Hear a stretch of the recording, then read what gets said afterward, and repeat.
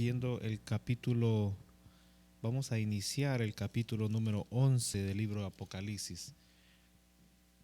La última vez estuvimos viendo una parte del capítulo 10 y que ahora nos corresponde entonces comenzar el capítulo número 11. Habíamos visto en el capítulo 10 dos temas en ese capítulo, donde aparece un ángel envuelto en una nube con un arcoíris sobre su cabeza, su rostro como el sol, sus pies como columnas de fuego y con un librito abierto.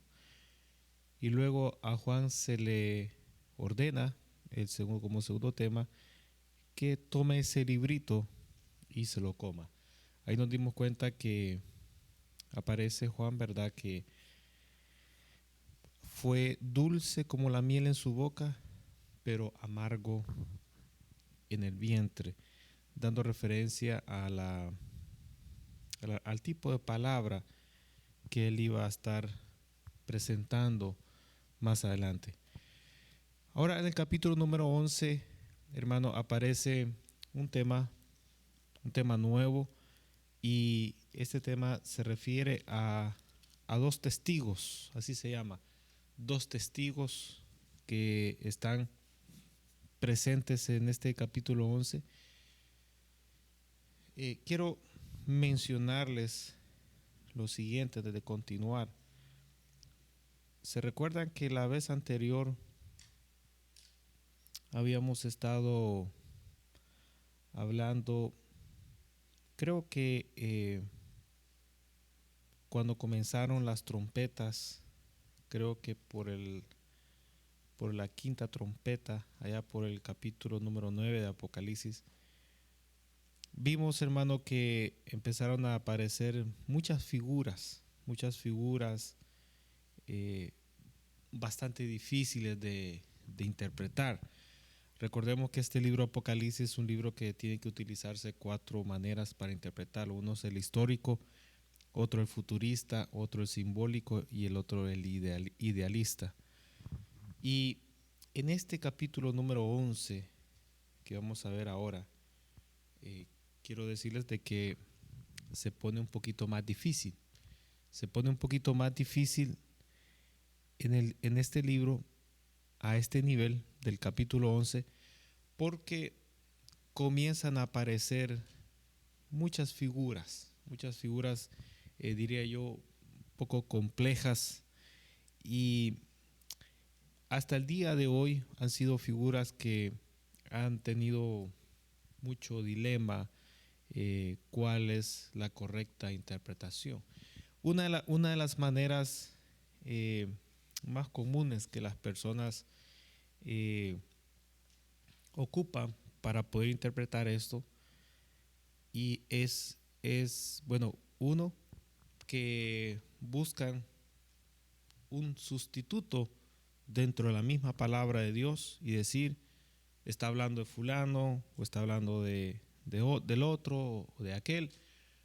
Y el otro es de que se busque la respuesta en el tiempo presente y se señale que es fulano, el hombre aquel, la mujer aquella. Son cosas que realmente no son un poco inseguras. ¿Por qué razón? Porque uno, para poder, creo yo, ¿verdad?, definir realmente a qué personaje se está refiriendo, uno tiene que conocer en primer lugar el momento. Cuando digo el momento me refiero al tiempo exacto cuando el Señor vendrá por su iglesia. Cuando el Señor venga por su iglesia, a partir de ese momento empezará a mostrarse o a revelarse más claramente todo lo que está como encerrado en el libro de Apocalipsis. Pero como ahorita nosotros no sabemos cuándo el Señor va a venir, entonces es anticiparnos, ¿verdad?, a señalar personas y decir, bueno, la Biblia aquí está hablando de fulano de tal. Eso es bastante arriesgado asegurarlo, porque muchos en el pasado, bueno, por lo menos yo le puedo dar referencias allá desde el 1980, en la década de los 80, como muchos personas que eran muy diestros en el manejo de la palabra de Dios, estuvieron señalando personajes políticos, personajes religiosos y naciones, señalándolos de que de ellos estaba hablando aquí las escrituras, especialmente en el libro de Apocalipsis. Entonces, terminó la década de los 80, vinieron los 90, vino otro periodo al cruzar la línea del año 2000 y al llegar a esta época han transcurrido muchos años, de manera de que aquello que se aseguró en aquella década de los 80, ¿verdad?, quedó obsoleto, no sirvió, fue un falso señalamiento, una falsa aplicación profética a las personas y a las naciones. Entonces, para no caer nosotros en lo mismo, ¿verdad?, no, de mi parte, no es recomendable señalar. Bueno, usted puede señalar en el tiempo presente y decir, a mí se me hace que quien está hablando aquí la Biblia es del fulano aquel, o está hablando de la nación aquella, pero eso tendría un poquito de peso si el Señor viniera en este momento. Pero como no lo sabemos, entonces el Señor puede tardar, digámoslo así, una semana. Y una semana es demasiado tiempo para que el mundo cambie. Ocurre un terremoto en determinado país y la bolsa de valores cambia. El petróleo cambia, el precio de la comida cambia, la exportación, la importación, los trabajos, el valor de la moneda, el valor de la vida cambia, los seguros médicos cambian. Es decir, todo, ¿verdad?, es con un terremoto. Si hay un huracán, etcétera, hay una guerra, hay un conflicto, alguien amenazó una embajada, un país retira su embajada de otra nación. Todo eso repercute y le da vuelta al mundo, ¿verdad?, en cuestión de segundos. Los medios, ¿verdad?, se prestan para alarmar a la gente y cosas que quizás no debía ser tan alarmante, ¿verdad?, van más allá del alcance de la noticia y aquello, ¿verdad?, se modifica en cuestión de segundos. Entonces, eso hace, ¿verdad?, que si nosotros aseguramos algo en el presente, ¿verdad?, usted lo va a oír, personas asegurando cosas en el presente. Yo le voy a dar un consejo: no caiga en el error de ellos, no caiga en ese mismo hoyo. Trate usted de ser un poquito más prudente, más inteligente y no se deje llevar por las cosas. Recuerde que para que esto acontezca debe de haber primero una señal específica. ¿Y cuál es? Que la iglesia sea arrebatada. Una vez que la iglesia sea arrebatada, ¿verdad?, los personajes que están en ese momento empiezan a entrar en acción, se empiezan a conocer públicamente, empiezan a surgir muchas cosas. Entonces es un periodo de ¿cuánto tiempo? de 7 años exactamente, gracias. Un periodo de 7 años donde lo que estaba, no lo vamos a decir oculto, sino que como aguantándose, como deteniendo, frenándose, que no se diera al 100%, ahí va a explotar y todo aquello va a surgir inmediatamente. Entonces, mientras nosotros tengamos la evidencia de que el Señor arrebató a su iglesia, ¿verdad? Es por demás. El Señor puede venir dentro de un año, puede venir dentro de 12 meses, 13, 15, 10 años, no lo sabemos. Y el mundo va a dar muchas vueltas durante todo ese tiempo. Va a cambiar, hermano, radicalmente en muchas cosas. Y todo, ¿verdad? Todo siempre se está encaminando a ese periodo, hermanos, de la gran tribulación, donde todo va a terminar. Imagínese Juan, hermano, recibiendo este libro profético, hermano, en el año, digámoslo así, en el año 100. ¿Y nosotros estamos en qué año? 2000. Y él lo recibió en el año 100. ¿Cuánto tiempo ha pasado, hermano?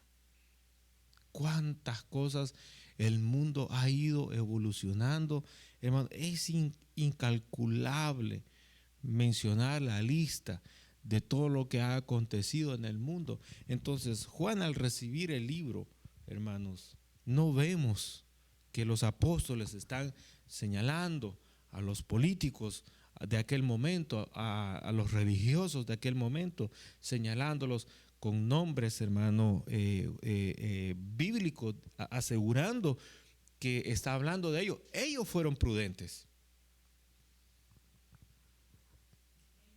De ellos fueron prudentes. Ellos recibían la revelación, conocían las escrituras y sabían que la revelación que ellos recibían con lo que ya estaba escrito en ningún momento se iba a contradecir. Entonces ellos, ¿cómo hablaban? Hablaban en esa misma dirección. Pero nosotros tenemos, hermano, una gran deficiencia, y es de que no conocemos las escrituras, no entendemos muy bien la revelación y le damos prioridad a cualquier basura que ande flotando, hermano, en el aire. Entonces lo agarramos, lo asociamos con cualquier cosa, y ¿qué tenemos? Tenemos ahí un arroz con mango, y claro, al final, ¿qué le va a dar? Diarrea.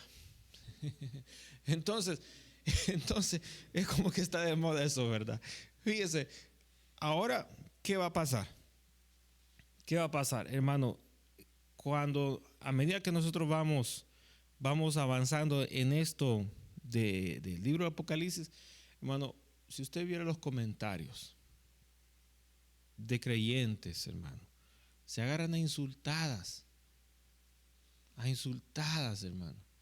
Y es increíble, ¿verdad? Creyentes, hermano, agarrándose a insultadas públicamente, hermano, asegurando, contradiciendo esto y lo otro.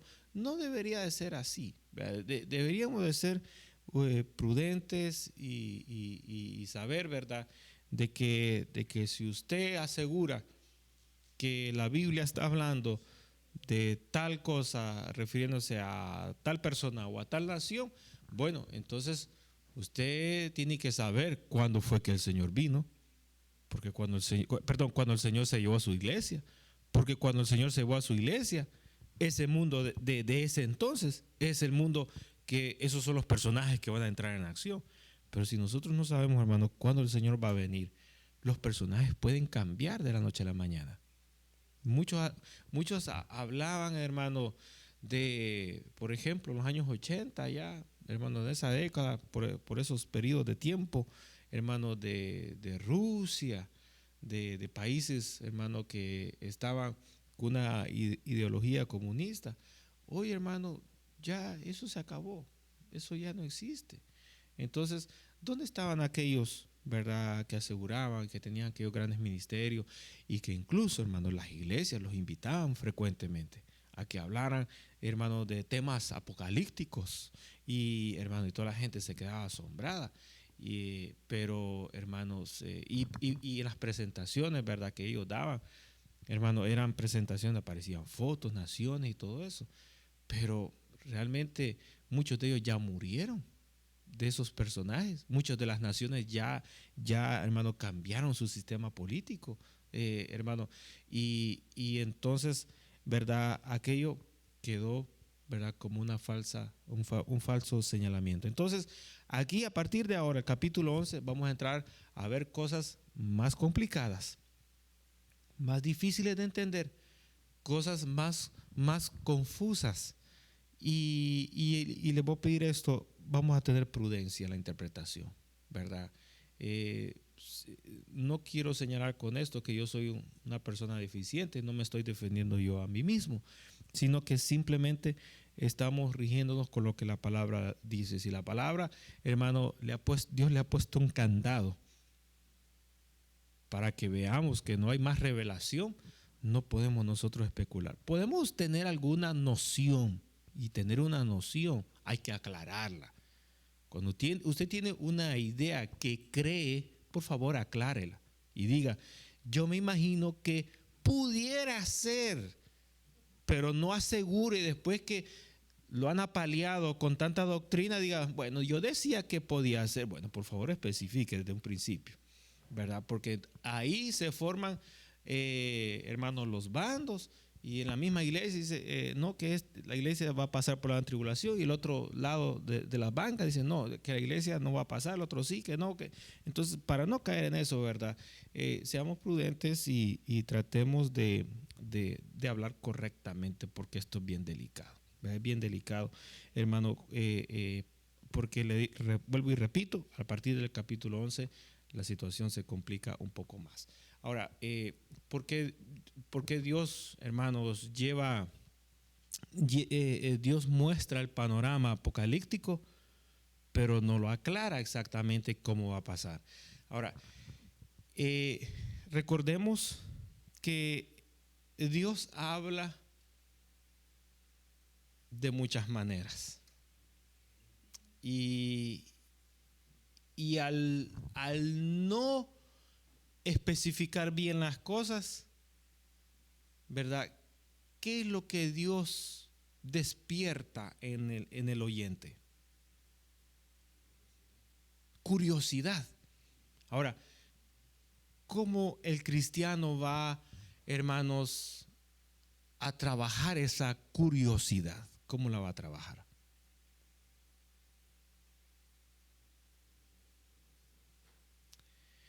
Bueno, uno, como dice el hermano, pudiera hacer conseguir más información, pero la información no va a venir de ningún otro lugar, más que del mismo Dios. Y si Él ya no la quiere dar, ¿qué va a hacer?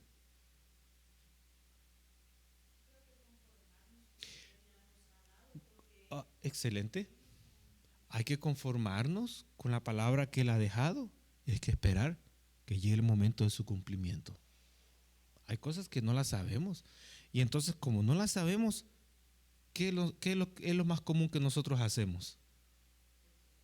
Cuestionamos, y después, ¿qué hacemos? ¿Qué más hacemos? ¿Cómo? Hermano, inventamos. ¿Cuántos son inventores aquí? Bueno, que tenemos muchos científicos. Aleluya. Bueno.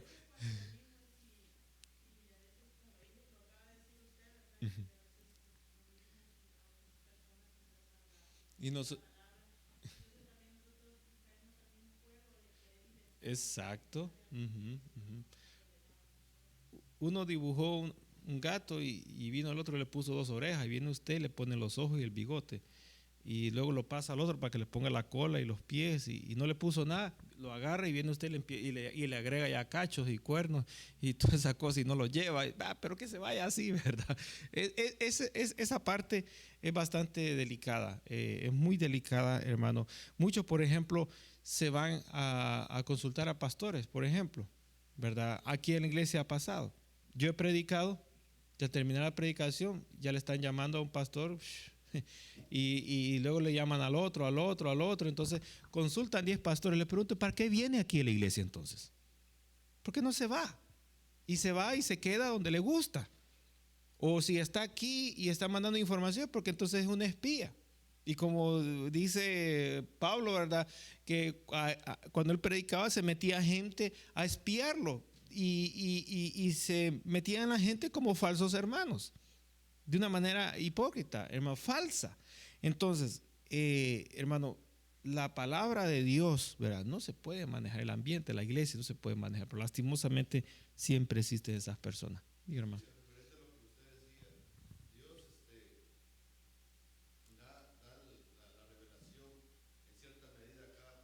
En cierta medida, sí. Bueno, fíjese interesante, Dios da su revelación, deja su palabra acá y Él revela la palabra oculta conforme a Él le place, conforme a Él le place. Ahora, en este caso de la palabra de Dios, ¿verdad? Es una revelación general aplicada a todos, ¿verdad? Porque, por ejemplo, imagínese si Dios me revelara a mí, en este caso vamos a ver los dos testigos. Y salgo yo diciendo, ¿verdad? ¿Quiénes son los dos testigos? Que el Señor me dijo que eran los dos testigos. Le pregunto, ¿quién me va a creer? Me van a agarrar a insultadas, ¿verdad? Me van a decir esto y lo otro, me van a criticar. Ahora, es bastante delicado, ¿verdad? Es bastante delicado porque el Señor aquí no lo ha mostrado, no lo ha revelado. Y casi siempre las personas cuando van a hablar de las escrituras, fíjese, no hablan de que el Señor me reveló qué es lo que significa este texto, sino que ellos opinan por lo que creen, por lo que ven. Y de ahí ellos arman, ¿verdad?, su especulación, y eso así no es válido. Eso así no es válido. Hermano, una buena señal para interpretar esta parte de aquí tiene que ser francamente conociendo el tiempo en que el Señor arrebata a su iglesia, qué naciones hay, cuál es el ambiente político, cuál es, hermano, el ambiente religioso, qué es lo que está sucediendo en el mundo de aquel entonces. Y eso, hermano, dará una pauta más cercana y precisa de lo que el Señor está hablando aquí en la Biblia. Entonces, fíjese bien, en el capítulo número 11, hermanos, vemos nosotros que aparecen dos testigos. Leamos el capítulo 11, hermano, del verso número 1 hasta el verso, leamos el verso 1. Dice, entonces me fue dada, está hablando Juan, me fue dada una caña semejante a una vara de medir, y se me dijo, levántate y mide el templo de Dios y el altar y a los que adoran en él. Pero el patio que está fuera del templo, déjalo aparte y no lo midas, porque ha sido entregado a los gentiles y ellos hollarán la ciudad santa 42 meses. Luego, verso número 3, y daré a mis dos testigos que profeticen por 1260 días vestidos de cilicio. Ahora bien, la caña semejante a una vara de medir, para avanzar un poquito, en nuestros días equivale ¿a qué cosa? A lo que nosotros le llamamos un metro o una cinta métrica, correcto. A eso significa. Ahora, ¿qué significa si Dios le hablara a usted y le dijera que viniera aquí a la iglesia y que agarrara una cinta métrica y que midiera el templo y midiera el altar, esto, y sacara medidas de todo esto? ¿Qué cree usted que le estaría diciendo el Señor? Que nos va a dar otro templo, que va a ir a construir. Ahora, en términos materiales, es eso. Pero el Señor, y aquí nosotros tenemos que saber si el Señor está hablando de una manera literal o de una manera figurada, literal o simbólica. Ahora, la parte simbólica representa la parte espiritual. Entonces, ¿qué le está queriendo decir el Señor? Que se levante y traiga el metro o la cinta métrica y empiece a sacar las medidas del templo, de las bancas, del pasillo, del altar y todas esas medidas de ahí. ¿Qué le está queriendo decir? El Señor le dijo a Juan que hiciera eso, pero había un trasfondo espiritual que estaba simbolizando algo. Por ejemplo, esto es idéntico si el Señor le dijera, agarra una plomada. ¿Para qué es la plomada? Para, para poner, bueno, quizás no el balance es así como una balanza, sino el nivel, es el nivel. Para poner a nivel, ¿verdad? Las paredes, las columnas del edificio que no estén torcidas, inclinadas, porque eso va a formar un defecto en el edificio que más tarde va a ocurrir un derrumbe y las vidas se van a perder. Entonces, que el Señor le diga a usted, agarra una cinta métrica, 1 metro para medir, ve a medir el templo y el altar y todo, la banca, mídelo todo. O si el Señor le dijera, agarra una plomada y empieza a ponerla en todo el templo para ver qué es lo que no está, ¿verdad?, a plomo. ¿Qué le estaría diciendo el Señor simbólicamente de esa manera? No, no. ¿Qué significa la acción? Medir el templo. ¿Qué significa la acción? Buscar el plomo dentro del templo. Son términos que están en las escrituras y que esos términos significa, ¿verdad?, que, hermanos, poner el plomo y ver que todo esté, ¿verdad?, a su nivel. ¿Qué quiere decir eso? Si el Señor le dijera, por ejemplo, a los hermanos de este lado, de la banca izquierda, agarren una plomada y van a poner la plomada a los de la que están sentados al lado derecho, a ver si están, ¿verdad? Se está refiriendo, ¿verdad?, como dice el hermano, al nivel espiritual. Y cuando el Señor le está diciendo a Juan, ve a medir el templo, fíjese, dice, ve a medir el templo, el altar, ¿y a quiénes? Y a los que están dentro del templo adorando.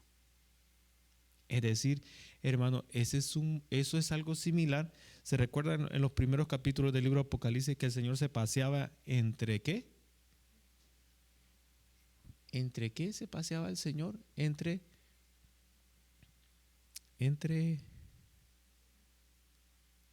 en los primeros capítulos de Apocalipsis vimos que el Señor con llama de fuego, sus ojos, ¿verdad?, sus pies, se pasaba en medio de, ¿qué representaba las iglesias? No, ¿qué representaba? ¿Se recuerda que había una figura? Los candeleros o candelabros. Los candelabros, ¿verdad? Candelero, acuérdese que es para una nomás. Y este es un candelero que lleva siete llamitas. Entonces, fíjese, dice ahí, ¿verdad?, que, hermano, estaban los 7 y el Señor se paseaba entre los 7. Y cada uno representaba una iglesia, las 7 iglesias. Entonces, ¿qué quiere decir que el Señor se paseaba? Que el Señor se estaba escudriñando. El Señor se estaba fijando, el Señor estaba oyendo, el Señor estaba observando qué era lo que se estaba haciendo en ese momento. Entonces, cuando el Señor le dice a Juan, toma la caña, la vara de medir, si el Señor le mandara a alguien a usted, le voy a hacer una pregunta, ¿usted lo tomaría como buena noticia o como mala noticia? Como mala noticia, ¿por qué? Porque lo va a ir a escudriñar. A escudriñar cómo está en ese momento. Y si no está preparado, ¿verdad?, va a sacar el Señor algunos trapos sucios. Entonces, la vergüenza, ¿cómo vendrá?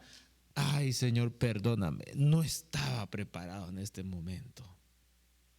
Y sale el Señor, ¿verdad?, resaltando lo que se está haciendo mal en ese momento. Entonces, hermano, en otras palabras, cuando el Señor está escudriñando el corazón y la mente de la persona, hermanos, está diciendo en otras palabras, ¿verdad? Quiero ponerme a cuentas contigo en este momento. Ahora, eso puede ocurrir en cualquier momento.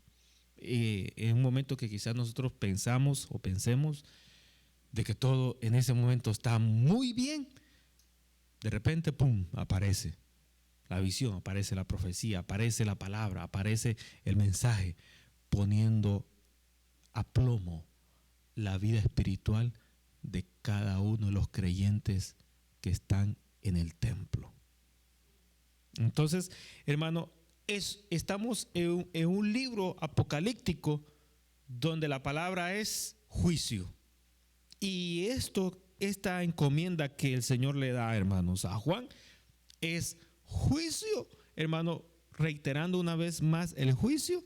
Y dice aquí la Biblia, ¿verdad? En el verso número 2 habla de, hermanos, 42 meses. Y en el verso número 3 habla de 1260 días. Tanto los días que aparecen acá son los mismos meses.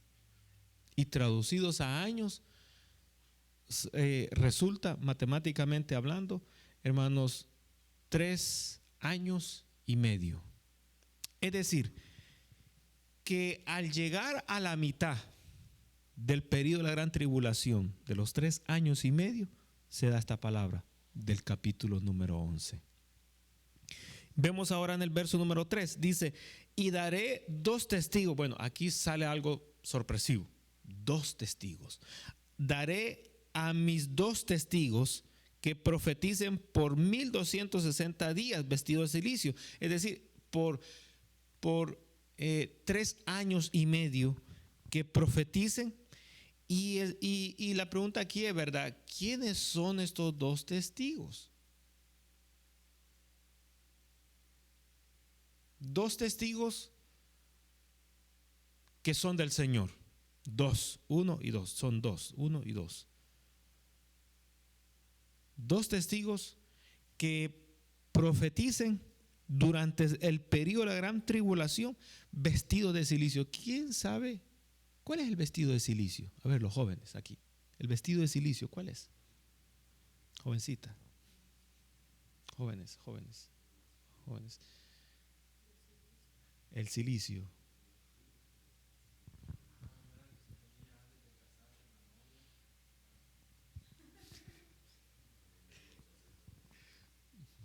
Hermano,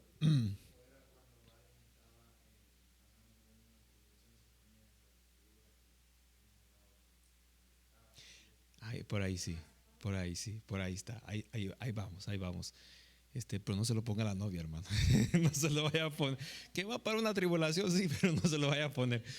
El silicio era aquella tela similar, por ejemplo, que se utiliza para los sacos, poner el saco de maíz, el saco de frijol, que si usted agarra eso con que se hacen los sacos y le hace las mangas y le pone botones y se lo pone, eso le va a picar y no lo va a dejar inquieto.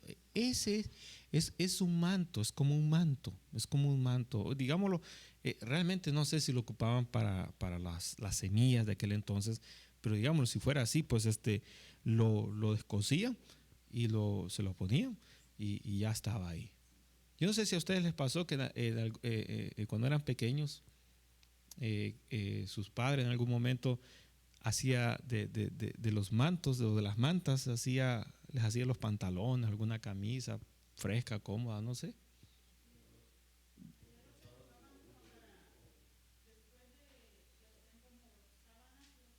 O como sábanas, sí, a mí me las ponían y eran bien frescas, eran bien frescas y mi mamá las cosía, me hacía las mangas y la ocupaba para dormir, bien fresco, realmente bien fresco. Ahora, no era silicio, no era manto de silicio. Ahora, el que se ponía el manto de silicio, ¿verdad? O la camisa de silicio, comúnmente, ¿quién lo hacía? No, los sacerdotes no se ponían eso. Los sacerdotes tenían un traje bonito, un traje decorativo. ¿Quiénes eran? Los profetas, casi no los profetas. Hay una palabra clave. ¿Quién eran los que se ponían ese manto? Y que yo no se los he pedido a usted, debería de pedírselos. Ya se quedaron serios conmigo. Debería. No, no. ¿Quién eran los que se ponían ese manto? A ver, no. El manto de silicio. Lo hemos repetido muchas veces, que los que se ponían eso eran los que estaban, se ponían los que estaban en luto, sí, pero especialmente hay un grupo que me interesa. No, los diáconos se deberían de ponérselo, pero hay un grupo de personas que los que estaban en, sí, prueba de tribulación, pero antes de eso ellos hacían algo. Bueno, fíjese, vamos a construirlo aquí. Venía la prueba, la tribulación, la mala noticia a la persona, inmediatamente lo que hacía, como dice ahí, rompía las vestiduras que tenía en ese momento. Las rompía en un señal de quebrantamiento. A partir de ahí hacía una cosa. Y después de eso se ponía el traje de silicio. ¿Qué era lo que hacía? Que se ponían bueno, también se sentaban en ceniza, pero eran los que estaban fíjese bien, en ayuno. Muy bien, gracias. En ayuno. Nosotros cuando vimos algo y recibimos o estamos en prueba, lo que menos hacemos es ponernos en ayuno. Más comemos. Y nos engordamos. ¿Y por qué estás engordado? Que mira este problema que tengo. Y comiendo. El 3, el 4, el 5, el 6, y el 8, y el 9. Nosotros lo que menos hacemos es ayunar. Peor ponernos un traje así. Mucho menos levantarnos a orar. No. Ahora, en el tiempo bíblico, esa era la costumbre. Al recibir la prueba, la tribulación, la mala noticia, rascar los vestidos, inmediatamente el ayuno comenzaba el ayuno. Ahora, si llegaba la prueba a las 9 de la mañana, eso no quería decir que usted entonces se iba a dar el banquete a la mediodía, el banquete a la cena, y hasta el siguiente día comenzaba el ayuno. No. Inmediatamente a las 9 de la mañana, 10, 5, 2 de la tarde, ahí se ponía el ayuno y ahí ya no probaba comida y hasta que algo ocurría, Dios le hablaba o lo que pasaba. Entonces, ellos hacían eso. Ahora, aquí está hablando, fíjese, está hablando que estos dos testigos tienen este manto de silicio. Ahora, hermano, una pregunta para terminar esta idea. ¿Cuál era la intención de ponerse ese manto? Que le estoy picando ahí. ¡Qué desesperación, hermano! Yo medio me he puesto así a los costales, los he tocado. ¡Ay, insoportable! Parece que le están quemando el brazo. Sí, ¿cómo?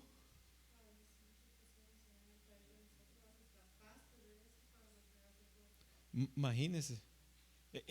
Bueno, eso es realmente como lo que nosotros le llamamos como un paste, ¿no? Que raspa, que pica, una desesperación. Le trae a uno una incomodidad. Le pregunto, ¿cuál era la intención de hacer un vestido? ¿Cómo? Hermano, era como esa es la palabra exacta, sí, aquí está. Era, hermano, mostrar un sacrificio, ¿verdad? Y que la carne lo sintiera. Que la carne lo sintiera, hermano. Es decir, nosotros, hermano, a veces como que necesitamos una ayudita, ¿no? Que, hermanos, es un momento para clamar y sentir la angustia, digamos, por otro. Pero nosotros como que la llevamos bien fresco. Entonces, hermano, pero al ponernos ese traje, ay, ahí sí sentíamos, hermano, la desesperación y hasta las lágrimas nos sacaban. Entonces, como que nos daba un empujoncito, ¿verdad? Para sentir el dolor, hermano. Entonces, hermano, el ayuno, el silicio, las cenizas, hermano, era algo que realmente, ¿verdad? Traía un sacrificio terrible en la persona, hermano, y muchos en la Biblia lo hacían, lo practicaban. Yo me pregunto, yo no sé por qué la iglesia ha dejado de practicarlo. La iglesia no lo vive. La iglesia, hermano, no lo practica. A lo sumo, ¿verdad? A lo sumo, muchos, he escuchado a lo sumo, hermano, que dice, vas a orar y te voy a tirar maíz y maicillo para que te hinques encima de las semillas. ¿Algunos lo han practicado? No, sus rodillas son de mis universos. ¿Ah? Están, hermanos, con el mejor jabón del mundo. No les oí, hermano, pero no lo han practicado. Cuando uno se pone rodillas en el maíz o en el maicillo y luego se para. Le digo, si fueran 5 minutos, yo creo que eso es suficiente para que por lo menos una de esas semillitas se le empiece a incrustar en la piel. Ahora, pero en el momento que usted está de rodillas, usted está sintiendo una angustia, no en la oración, en la angustia, el dolor que está sintiendo en las rodillas. Y es como que ese dolor, ¿verdad? Lo transportamos y lo ponemos en nuestro corazón para sentir la angustia que realmente debíamos de sentir. De sentir. Por eso es que yo le digo muchas veces, hermano, vamos a orar. No se acomode en las bancas. No ponga así el brazo como que le duele la cabeza. No se ponga así como que está en la hamaca, ¿verdad? Si está en la última banca, que la última banca es más amplia, no ponga los pies estirados así como que está en una hamaca, ¿verdad? Hermano, busque la parte más incómoda. Si usted siente que el colchón que está en la banca es muy cómodo, hermano, quítelo. Son desmontables. Muévalo y quédese en la pura madera. ¿Mm? ¿Sabe? Ya le digo, en ese momento usted va a sentir que en su oración está haciendo un sacrificio. Y que le está demostrando al Señor que no está buscando un cojín para las rodillas, no está buscando, hermano, un borde para poner el codo y otra almohada para poner la cabeza, hermano. Y que todavía le diga al de la par, si ves que me voy de lado, me agarras. Hermano, por favor. Le pregunto, ¿cómo? No me va a responder, ¿cómo usted ora en su casa? ¿Qué busca? ¿Qué busca? ¿El lugar más bonito para poner las rodillas? ¿Qué es lo que busca usted, hermano? El lugar más bonito para poner y los brazos. Hermano, ¿cómo el Señor nos va a escuchar así?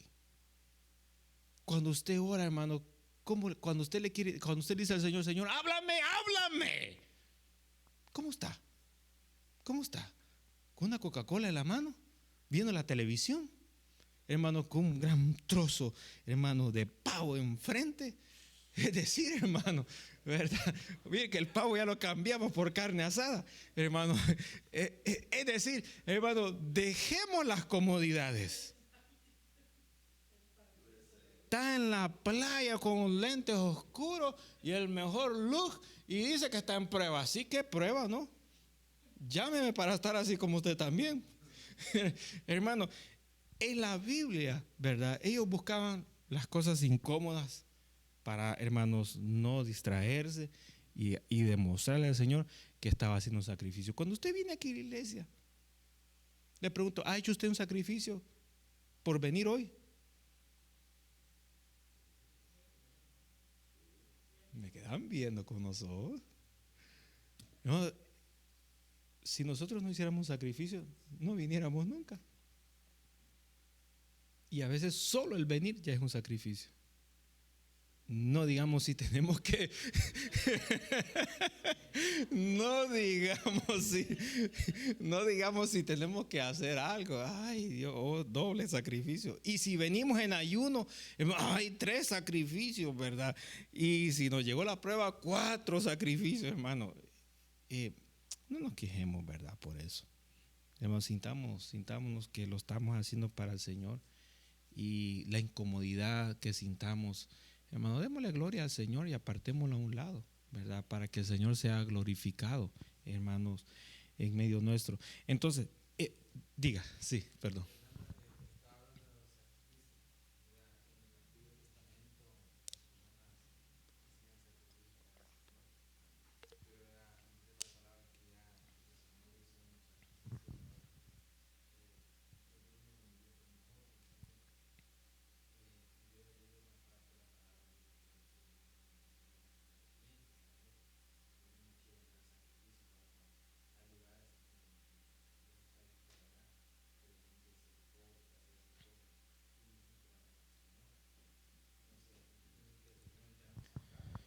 Ahora, hay dos, ahí hay dos sacrificios diferentes que los unió. Del sacrificio que yo estoy hablando es del sacrificio físico. Por ejemplo, David dijo, yo no voy a darle al Señor nada que no me cueste. En esa dirección estamos hablando, ¿verdad? Ahora, el otro sacrificio que dijo el Señor que no quiere más sacrificio, está hablando de los animales que se ofrecían en el altar para, para redimir el pecado. Son dos sacrificios diferentes. Uno es el animal, el otro, ¿verdad? Es el esfuerzo, ¿verdad? Físico que uno hace para poder, hermanos, demostrarle al Señor cuánto lo ama, ¿verdad? Nosotros hemos hecho en algún momento un sacrificio, ¿verdad? Ya sea porque estamos pasando una prueba o una dificultad, o un esfuerzo, o nos sentimos enfermos, o andamos con calentura, con fiebre. Es decir, ¿verdad? Y nosotros venimos y, sentimos que estamos yendo más allá de lo que normalmente hacemos. Pero nosotros le decimos, Señor, lo hago porque te amo, porque te necesito, porque al estar aquí yo sé que tú puedes hacer algo, me puedes dar una palabra, puedes ministrar, etcétera, etcétera. Entonces, en el Nuevo Testamento, ¿verdad? En el Nuevo Testamento dice la Escritura que presentemos nuestro cuerpo como sacrificio vivo, santo y agradable a Dios. Es decir, podemos utilizar nosotros los miembros de nuestro cuerpo, nuestras habilidades, ¿para qué? Para explotarlas, ¿verdad? Y ofrecérselas al Señor como algo de agrado que sale de nuestro corazón para Él. Son dos sacrificios diferentes. Entonces, pero la aclaración es bien interesante, y valió la pena mencionarla. Diga, hermano. Uh-huh.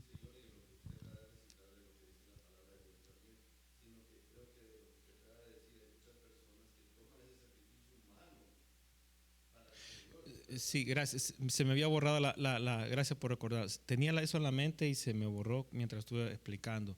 Hay personas que agarran, ¿verdad? El sacrificio físico como una, eh, como, como, como, como por ejemplo, ¿verdad? El caso de los animales que se sacrifican, ¿perdón? Sí, como que fuera, ¿verdad? Masoquismo o fuera algo. ¿Cuál sería la palabra correcta? Cuando mencionaba el hermano que se están sacando, hiriendo, ¿verdad? La piel, o se están dando latigazos para que la sangre corra. Ese sacrificio no es el que el Señor quiere. O sea, ahora, durante el tiempo, ah, antiguo testamentario, hermano, ese tipo de sacrificio no lo aceptaba el Señor, de estarse latigando, es más, no se practicaba, porque ese golpe físico no se aplicaba a la persona, se le aplicaba al animal, ¿verdad? Y los pecados de uno descansaban en el animal, estaban ahí presentes. No uno tenía que sacrificarse. Ahora, muchos, ¿verdad? Lo interpretan de esa manera y se van por ese lado y piensan que entre más sangre se sacan, más agradan a Dios. Y no es así, ¿verdad? No es así. Uh-huh.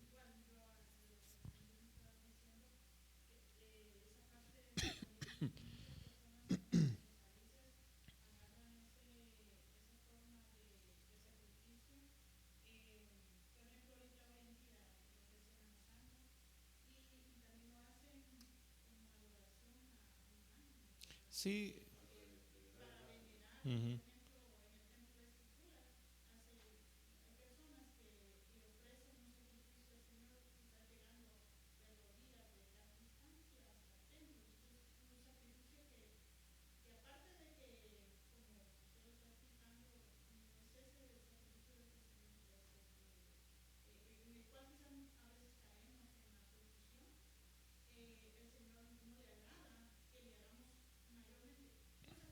Sí. Y generalmente quien está en esa en ese error, ¿verdad? Obviamente hay más errores y en este caso, ¿verdad? El que viene es las imágenes, otro error tremendo, digamos.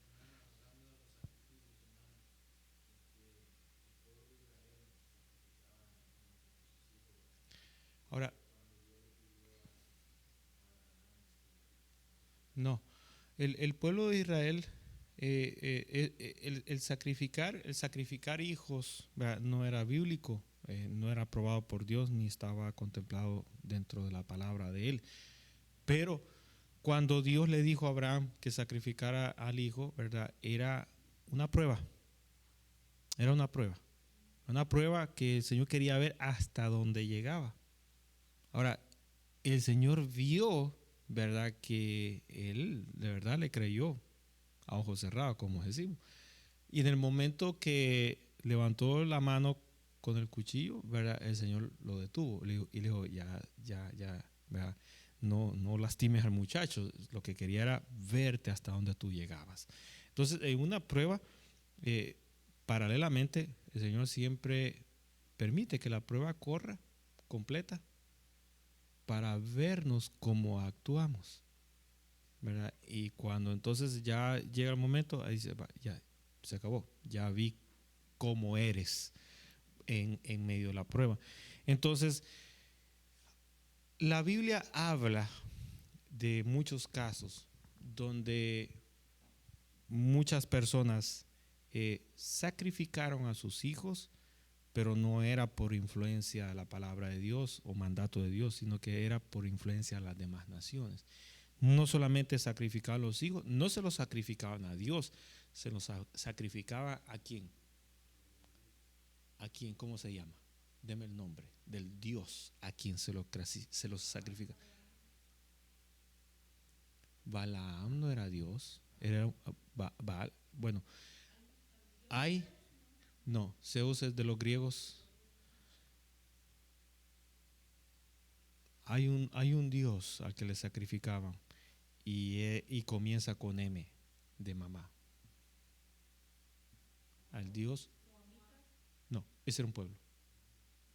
No, ese Moabita es un pueblo. Comienza después de la M sigue O.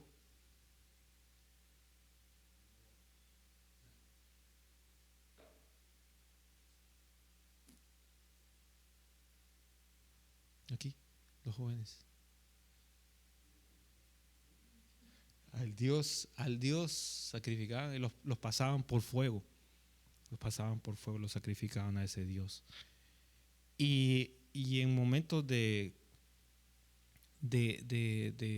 hambre, se los comían. Se los comían a los hijos recién nacidos, se los comían. Los cocinaban y se los comían en momentos de hambre. No era prueba, era porque el pueblo estaba en rebeldía. Y ante la rebeldía venía el juicio de Dios y en el juicio de Dios, hermano, ellos caían en esa desgracia, francamente. Ahora, ¿cómo llamaba el Dios? El Dios Mo, Mo, y hay tres palabras más, tres letras, perdón, tres letras más. Mo de 5 letras. Mo, no. Sí, pero no es Moisés.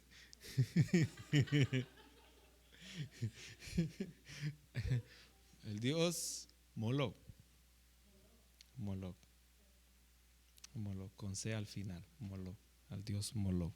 Entonces, bien, hermano, así que interesante, ¿verdad? Estos comentarios que hemos hecho. Ahora, estos dos testigos, y esto es bien corto lo que voy a decir, uno dice, bueno, dos. ¿Quiénes son? ¿Quiénes son? ¿Quiénes son? ¿Quiénes son? ¿Quiénes son? Dos, uno o dos, uno, dos, uno, dos. ¿Quiénes son? ¿Quiénes son? ¿Quiénes pueden ser? Eh, Estos dos testigos, fíjense, son dos, bueno, dos son personajes y ellos cumplen la función de testigos. ¿Testigos de qué? Bueno, estos dos personajes vienen de parte de Dios y ellos cumplen una función de testigos. ¿Y qué es lo que ellos van a hacer? Ellos van a profetizar en ese periodo de tiempo, hermano, a todo el mundo. Ahora, ¿testigos de qué? Chocaron dos carros. ¿Hay algún testigo que vio el choque? Sí, yo soy testigo de. Por allá, mire, vio que le pegó. Sí, ¿quién es testigo que le pegó? Un testigo del que le pegó. O sea, hay varios tipos de testigos, pero estos dos testigos, ¿testigos de qué?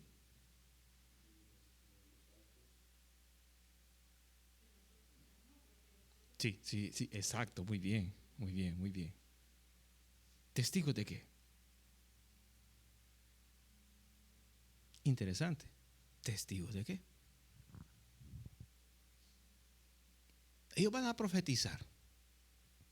Van a estar, ya vamos a hablar de eso. Ellos van a estar profetizando durante ese periodo. Ellos dos son dos, están puestos por Dios y se les llama los dos testigos. ¿Testigos de qué? Es decir, cuando uno es cuando usted le dice, ¿viste lo que le dijo? Sí, dice, yo fui testigo, yo lo vi, yo lo oí. Ahora, estos son dos testigos. ¿Testigos de qué? ¿Cómo? Vamos, mire. Ellos son testigos, y son testigos porque tienen la evidencia. ¿Evidencia de qué? ¿Alguien puede ser testigo de lo que viene en el futuro? Eso es interesante. Es testigo porque de algo de que se refiere al pasado. Entonces, armemos el rompecabezas. ¿Son testigos de qué cosa? De los que se quedaron y los que se fueron, no hay nada, no.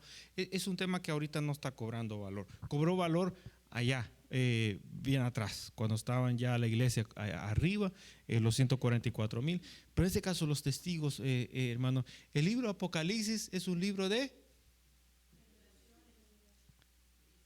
de,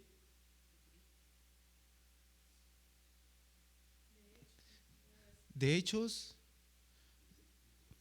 es un libro de juicios, ¿verdad? Ahí estaba. Sí, exacto, lo unimos todo. Es un libro de juicios. Y ellos son testigos de todo lo que ya está escrito por Dios y que tiene, hermano, que ellos mostrar la evidencia que así se tienen que hacer las cosas a partir de ahí en adelante. Entonces, estos testigos no solamente tienen el conocimiento porque son de Dios del pasado, sino que tienen conocimiento también del futuro. Bueno, uno aquí en la tierra solo tiene conocimiento, es testigo, solo tiene conocimiento del pasado, del futuro, no, porque no lo ha visto, no puede ser testigo, ¿verdad? Ahora, pero estos tienen conocimiento del futuro porque están puestos por Dios. Son dos testigos, ellos tienen la evidencia, hermano, ellos han visto, han oído, saben lo que Dios, el plan de Dios. Entonces ellos vienen a profetizar. ¿Qué es profetizar? ¿Lo tiene? ¿Y cuándo lo dije? ¿Qué? Yo creí que no lo había dicho. ¿Qué es profetizar? Anunciar un hecho que no ha acontecido. Mire, vea la definición en griego, la que yo tengo. Esa es muy interesante. En griego la palabra es profeteía, que es alguien que habla, presenta, describe, afirma y conoce las cosas antes que ocurra. En otras palabras, pudiera definirse como una predicción. La profecía, ¿verdad? La profecía es una palabra que puede estar en el pasado, en el presente y en el futuro. ¿Por qué? Porque Dios es el mismo de ayer, de hoy y siempre. Y Dios está en los tres tiempos. Dios está en los tres tiempos. Cuando el Señor le habla a usted, identifique en qué tiempo le está hablando. Si le está hablando del pasado suyo, o le está hablando del presente que tiene que hacer en ese momento, o le está hablando del futuro, de lo que viene por delante. Siempre el Señor, hermano, habla bastante del futuro. Siempre habla, el Señor mira mucho, mucho hacia adelante y lo anuncia. ¿Por qué el Señor anuncia el futuro a nosotros? Para estar preparados. ¿Y para qué vamos a estar preparados?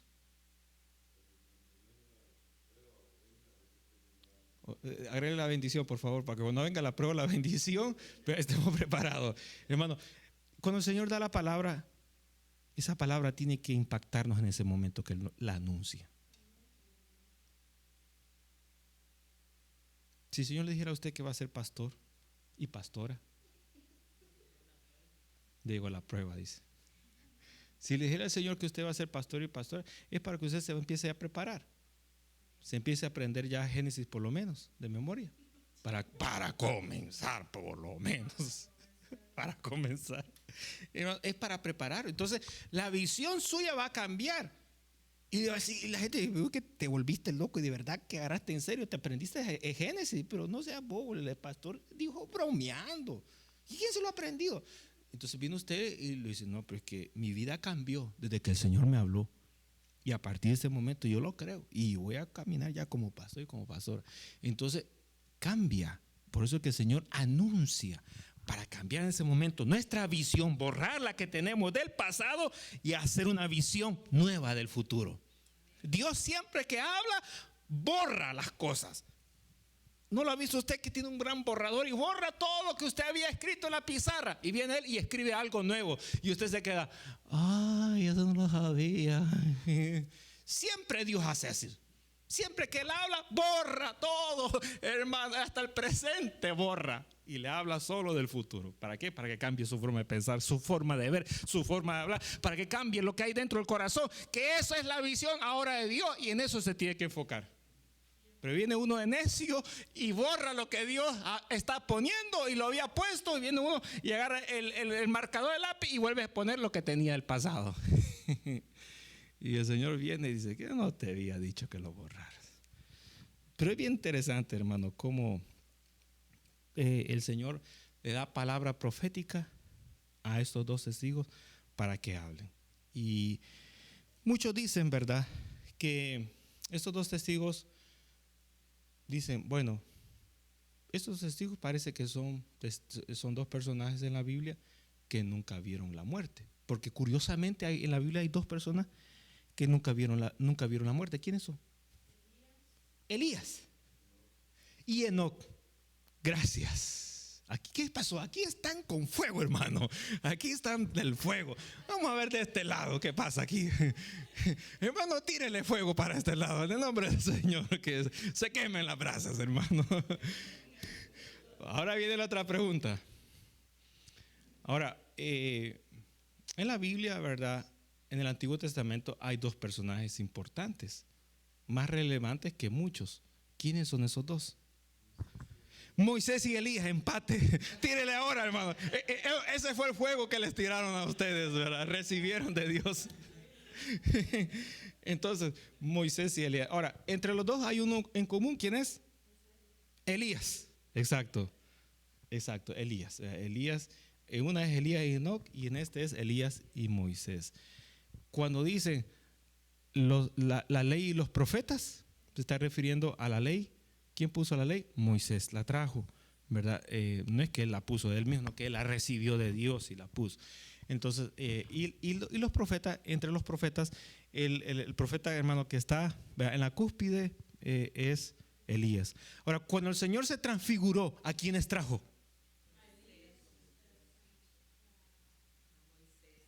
Y a Moisés, Elías, hermano, le dieron mucho fuego aquí. ¿Qué pasó? Le dieron mucho fuego. Quítele fuego para acá.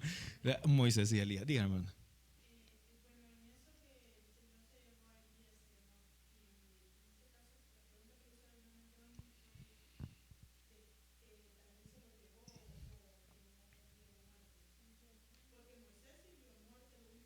No, o sea, de los que no vieron muerte fue Enoc y Elías. Solamente dos. Moisés, que, los dos que resaltan más en el Antiguo Testamento. En el Antiguo Testamento aparece Moisés y Elías. Y fueron los mismos que cuando la la ley y los profetas. Y lo mismo también cuando dice que el Señor se transfiguró, Moisés y Elías, los dos, ¿verdad? Entonces muchos dicen o bien Enoc y el otro, o bien Elías y el otro, pero realmente no sabemos quiénes son, ¿verdad? No sabemos si a lo mejor sean ángeles.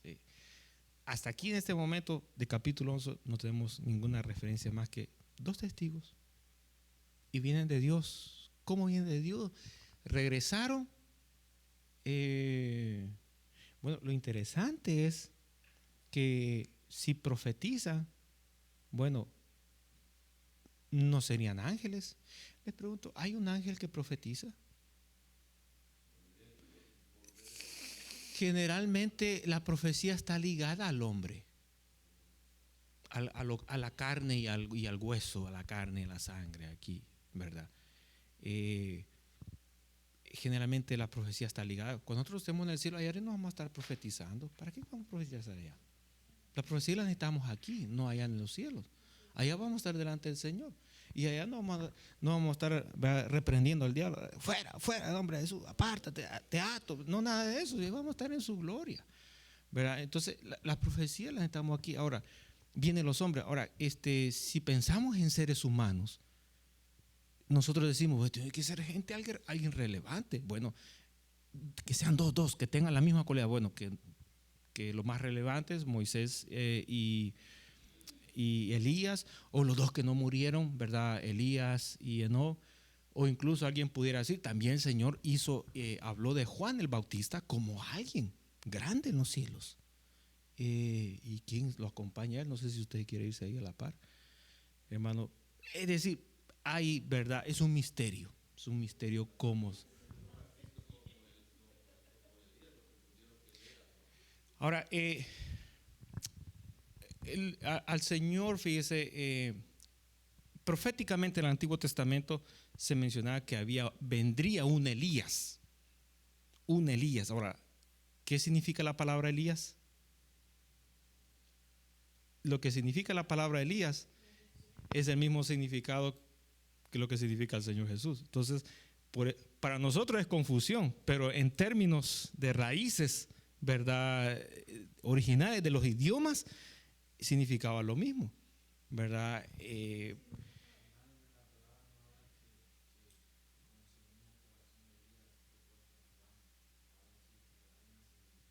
No, es otra profecía, y ya sé de cuál me está hablando, pero esa está un poquito más lejito de lo que estoy sacando. Pero volviendo al caso, tiene que ser, ¿verdad? Nosotros entonces asumimos que tiene que ser un humano. Y entonces, por ser humano, uno dice, bueno, será Elías, será Moisés, o será Enoc, o será Juan el Bautista acompañado con otro más, o quizás con Elías. Entonces, hay una variedad. ¿Quién será? Realmente no tenemos información más.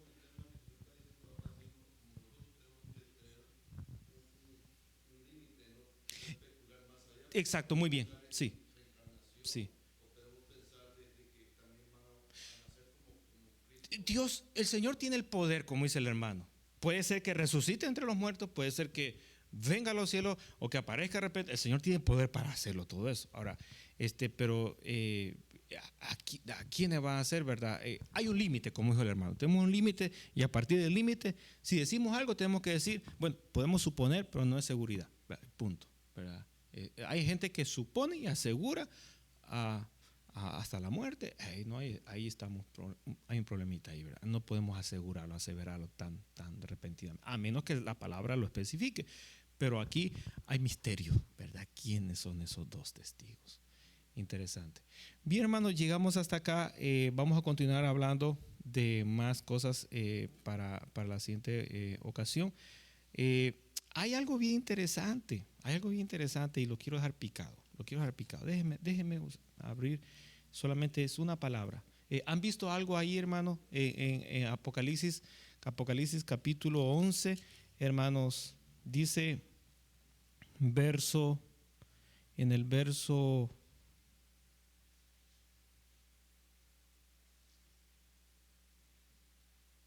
número 7. Bueno, estamos bien adelante, tenemos que hablar bastante, estamos apenas en el 3. Verso número 7, aparece un nombre que es la palabra bestia. La palabra bestia. Cuando entremos a hablar acerca de la bestia, vamos a tomar bastante tiempo. Tenemos que hablar bastante. Eso sí va a tomar tiempo. Esa es una palabrita que si usted quiere ya empezar a leerlo por ahí, va a ser muy interesante. Bien, terminamos hasta acá, hermano. Continuaremos hablando acerca del capítulo 11, los primeros versos 3 en adelante. Hermano, ¿qué es lo que nos trae la palabra del Señor? La palabra profética se empieza a poner más compleja a partir del verso 11 en adelante. Amén y amén.